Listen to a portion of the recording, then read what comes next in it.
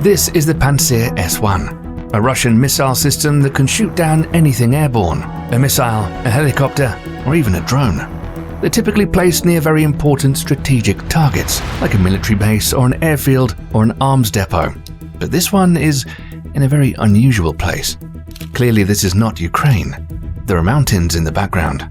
Let's take a closer look at the terrain. Do you see that fire break on the slope? If you wander through panoramic maps for a while, you'll find the exact same view.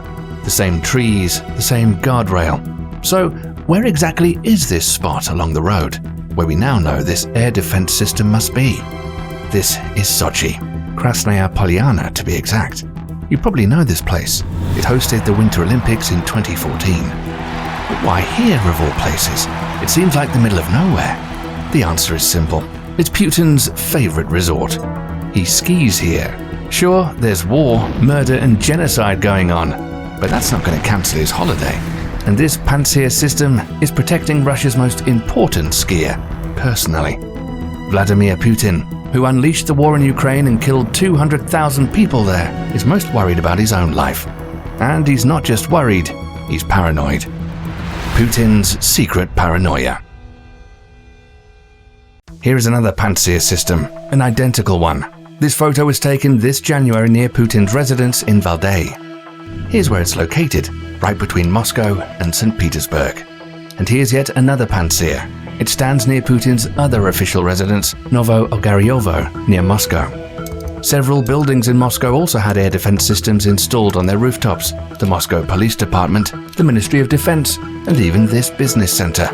This was done to cover aerial approaches to the Kremlin from all sides. Putin is really afraid that a missile might fly right at him while he's working, hundreds of kilometers from the front lines. At the same time, air defense is in short supply in the border regions. Something gets blown up there every day, and Ukrainian drones occasionally reach as far as Moscow. But the main task of the Russian army is to protect Putin, who's notorious for his phobias and paranoia. He's afraid to eat out. He carries his thermos flask everywhere and drinks only from it. He's afraid of his colleagues. They're never allowed to sit less than 6 meters away from him, even after a 2-week quarantine.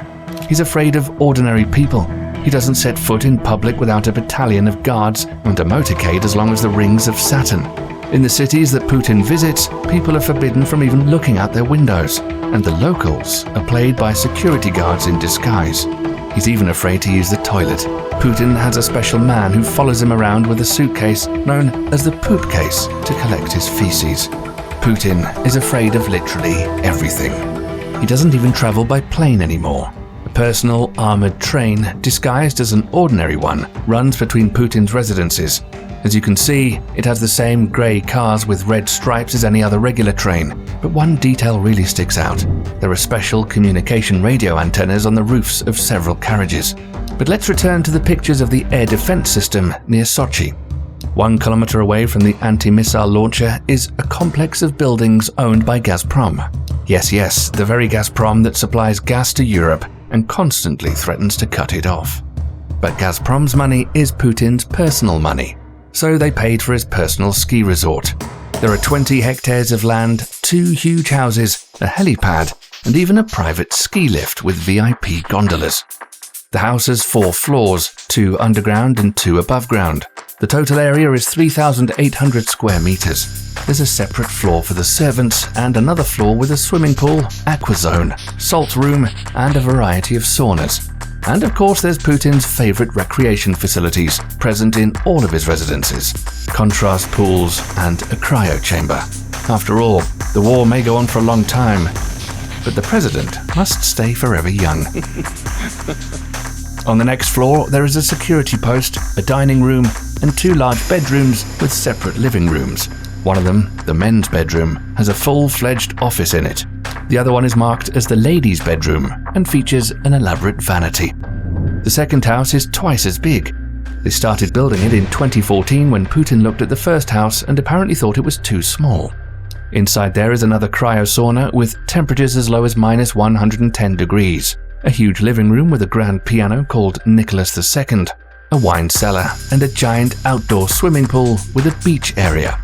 The master bedroom is very impressive. It's 175 square meters with a 137 square meter adjoining walk-in wardrobe. How do we know all this? Good question.